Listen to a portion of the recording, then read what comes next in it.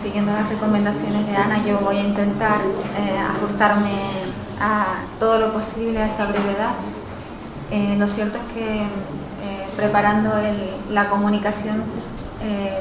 estaba bastante justa, así que intentaré a lo mejor reducir un poco. El tema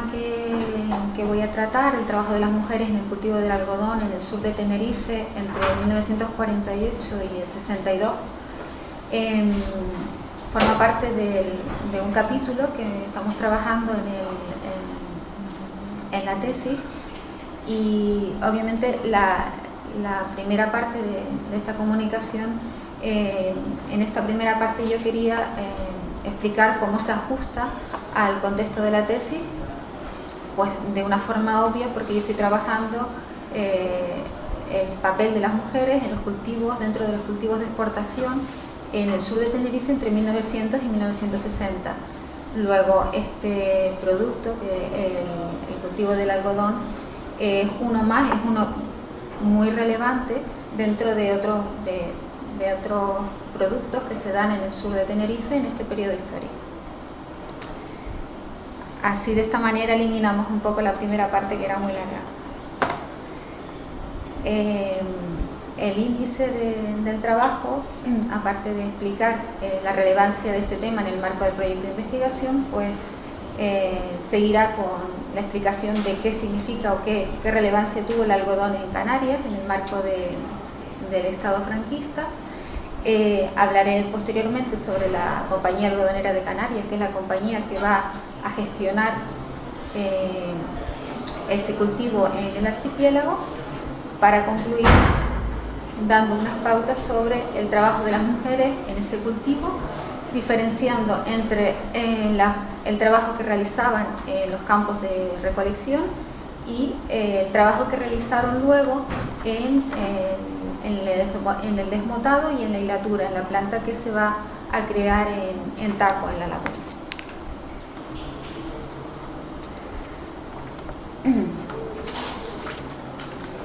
El sector del algodón a mediados del siglo XX alcanzó una dimensión estimable, movilizó grandes capitales y generó pingües beneficios para las empresas, expandiéndose por más de la mitad de España y desenvolviéndose dentro de un específico marco institucional que condicionó a los agricultores, a los desmotadores y a los industriales algodoneros en general. Los orígenes de este cultivo y su desmotación se remontan al siglo XIX, vinculados tanto a la iniciativa privada como a la iniciativa pública. Sin embargo, el periodo que nos ocupa, es el que abarca los 22 años comprendidos entre el año 40 y el 62, en los que está vigente un marco institucional muy concreto que está dirigido a la consecución de la autarquía algodonera en España. En ese interés franquista por el aprovechamiento algodonero confluyen tanto la política autárquica como los problemas de abastecimiento derivados de la Segunda Guerra Mundial, el bloqueo interior y la falta de disponibilidad de divisas para atender a las necesidades de importación de la economía española. Para promover el cultivo del algodón se configuró un marco institucional intervencionista vigente hasta 1962, por el que se fijaban los precios, se establecía el sistema de concesiones algodoneras y se regulaba el mercado. En los años 40 la superficie cultivada se acercaba con dificultades a las 60.000 hectáreas, y la razón de esta dificultad de implantación radicaba fundamentalmente en que el agricultor no percibía ninguna ventaja, no percibía ventajas suficientes al menos, que le llevarán a sustituir los cultivos tradicionales por el cultivo del algodón. En los años 50 se prorroga por 10 años más el sistema de concesionarias y se intensifica el ideal autárquico algodonero por medio de una activa política de precios que incitaron al cultivo. Pero la medida que tuvo un impacto más relevante en el aumento de la superficie cultivada fue la concesión a los agricultores como cupo de libre disposición de un porcentaje de la fibra obtenida con su algodón, entre un 30 y un 40%. Con estas medidas la superficie cultivada llegó hasta un máximo de 346.000 hectáreas.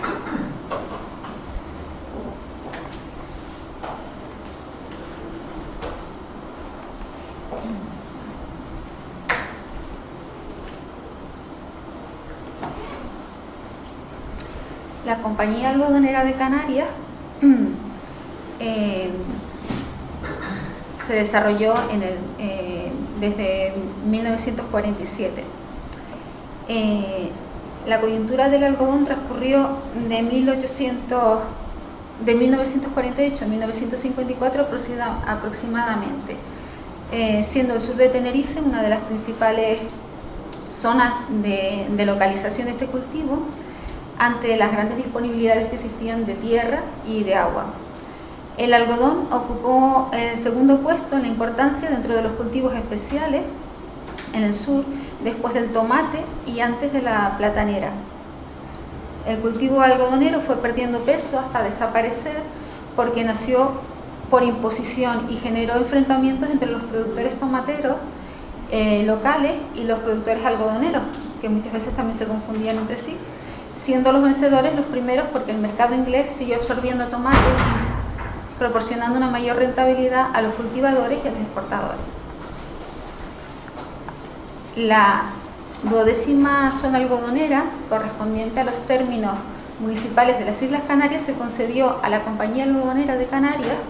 por orden ministerial del 5 de febrero de 1952.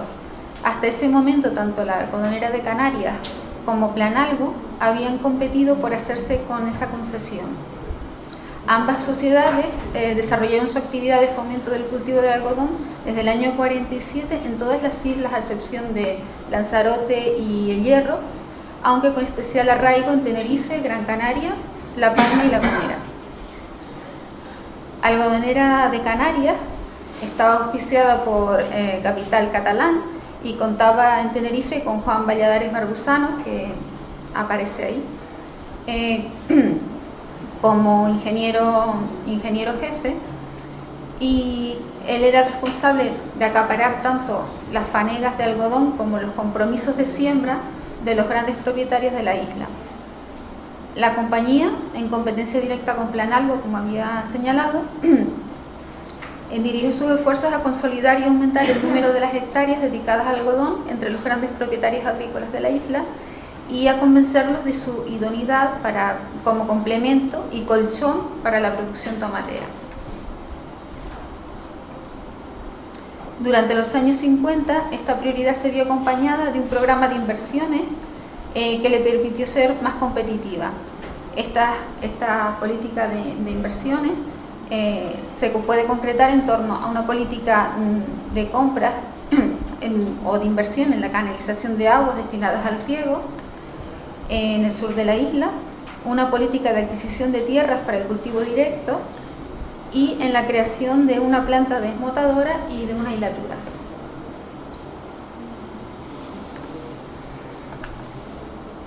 Podemos establecer que el cultivo del algodón arraigó entre los grandes propietarios del sur de Tenerife, que dedicaron parte de sus propiedades a esta nueva opción. Obviamente debió ser una opción rentable para los que disponían de tierras, agua y disposición de mano de obra abundante y vinculada principalmente al cultivo de los tomates. En esta relación que pueden observar aquí están los cosecheros de la zona de Arona, San Miguel y Granadilla, que tenían contratadas superficies de algodón con Algodonera de Canarias en el año 51, y bueno, solamente un vistazo somero pues destaca a los principales propietarios del sur de Tenerife vinculados fundamentalmente al cultivo y exportación de los tomates.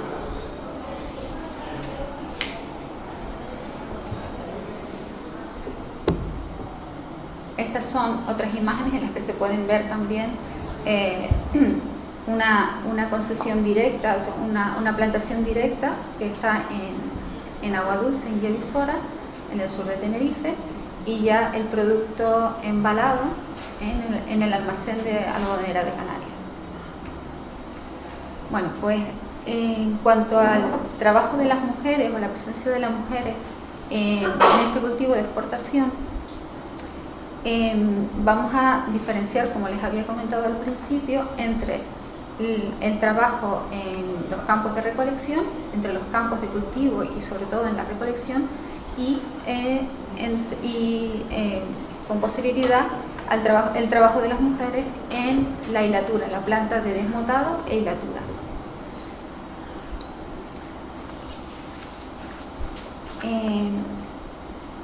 Los folletos que publicaba y repartía Algodonera de Canarias para promover el cultivo del algodón entre los propietarios, dejaba claro que las mujeres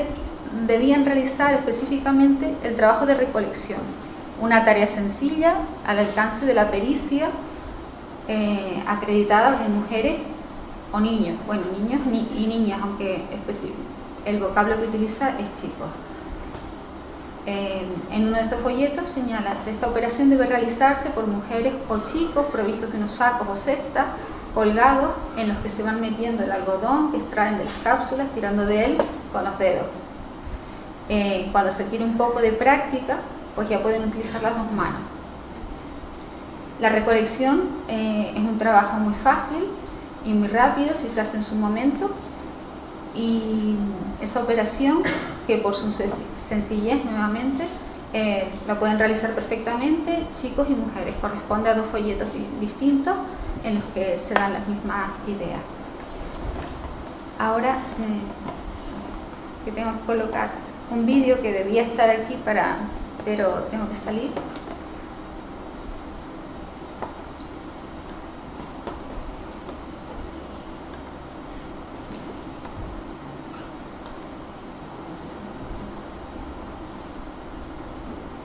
En el vídeo podemos ver precisamente ese trabajo del que hablaba el folleto, que debían realizar pues mujeres o niños, y era un trabajo obviamente fácil y adaptado a la pericia femenina. Este es un documental que se graba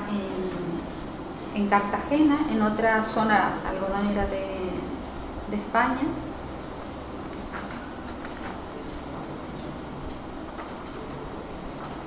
El campo del algodonero ya dispuesto para recoger, y son mujeres fundamentalmente las que lo recogen con mucha pericia y con sus sacos, porque es un trabajo muy sencillo.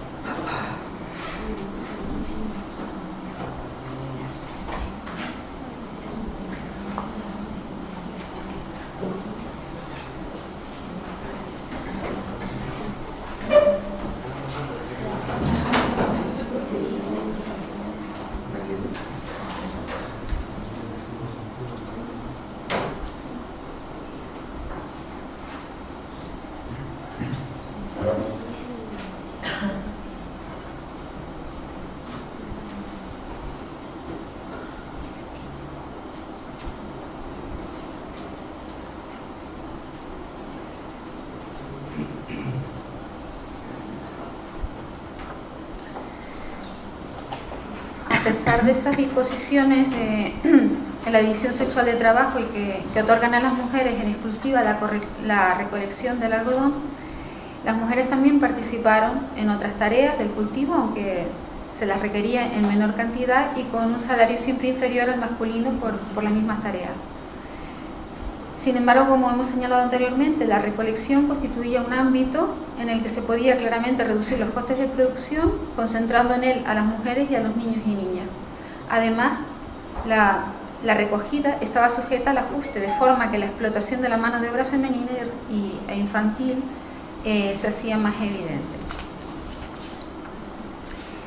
El algodón necesitaba una concentración de mano de obra en la época de la recolección, y por ello los propietarios recurrían a jornaleras que habían desarrollado sus trabajos en los campos de tomateros y en los empaquetados dentro de la misma propiedad o de otras propiedades del mismo propietario, sí, de las mismas fincas. En ocasiones, como señalan las fuentes orales, se concentraban trabajadoras también de otros propietarios con la finalidad de agilizar la recogida. En cuanto a la transformación del producto, a la desmotación y hidratura, tenemos que señalar que el marco institucional vigente imponía a las empresas concesionarias la obligación de instalar factorías precisas para la desmotación del algodón en cada una de sus zonas. Para cumplir la ley, las empresas tuvieron que desarrollar un programa de inversiones para la construcción y equipamiento de factorías y ajustaron su capacidad al desmotado y al aforo algodonero. En el caso de Algodonera de Canarias, se construyó una fábrica de desmotación y una fábrica de hilatura situados en Taco, a la altura de la antigua Carretera General del Sur, en San Cristóbal de la Laguna. La presencia de las mujeres en la desmotadura y en la hilatura de Algodonera de Canarias constata una vez más la importancia de la mano de obra femenina en el desarrollo de esta industria. Las dos tablas que exponemos a continuación explican tanto el considerable número de mujeres respecto a los empleados masculinos como la persistencia de las diferencias salariales entre ellos.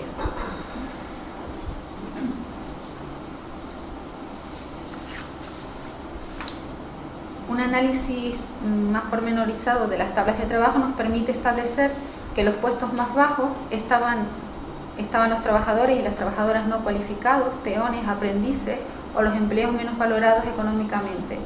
Por encima de los oficiales estaban los técnicos o trabajadores cualificados que componían la élite de los obreros y todos eran hombres. Los hombres controlaban los puestos de la mecánica, de las calderas, del tintado, del acabado, del peonaje y de los servicios auxiliares, como las oficinas,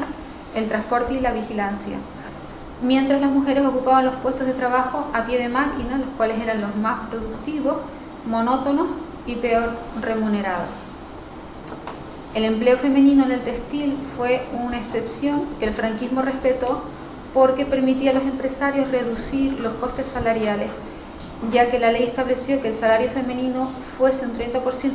del masculino por la misma tarea, incluso tras la instauración de los primeros convenios colectivos, y de esa forma se pudo ampliar el escaso margen de los beneficios que producía en el negocio en ese momento. Aquí podemos ver algunas imágenes con los distintos oficios de las mujeres, las desmotadoras, las peinadoras, retorcedoras e hiladoras dentro de la planta de Taco en la laguna. Como conclusiones, hemos señalado aquí que nos reiteramos en que podemos afirmar que el capitalismo, que se ha alimentado a lo largo de la historia de desigualdades de género y riqueza entre los territorios para su implementación y reproducción. Esto es, la división sexual del trabajo constituye un elemento estructural del proceso de acumulación capitalista. La falta de reconocimiento de las diferentes actividades realizadas por las mujeres como una fuente de generación de valor mediante su mistificación como labores sencillas favorece la reproducción del sistema económico, así como su posición subordinada en el mismo. Y creemos que la feminización de esta agricultura permitió la imposición de condiciones de precariedad y de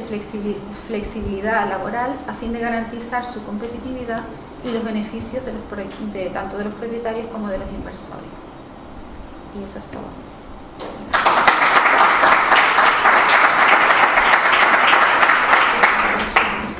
Gracias, Mercedes. Una curiosidad, ¿qué son reunidoras de napa? Pues las reunidoras se encargaban de recoger parte del algodón y